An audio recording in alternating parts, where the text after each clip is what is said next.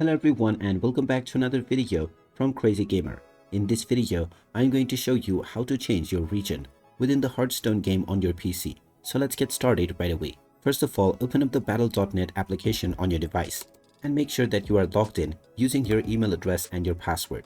Now, if you haven't logged into your account already, proceed forward with your email address and your password, or you may also use your username.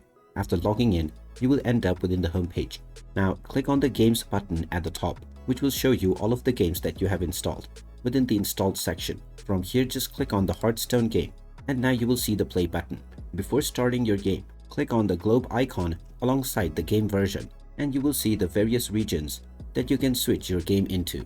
Click on the region that you would like to change into, and now you can finally click on the Play button after this region has been selected. This will now connect you with the players of the region that you chose. You can come back to this menu at any time and change the region as many times as you wish.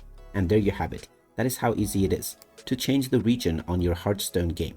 If you find this video helpful, make sure you hit that like button and subscribe to our channel if you haven't done so already. Also ring that notification bell to never miss another update from us. Thank you for watching, and I will see you again in the next video.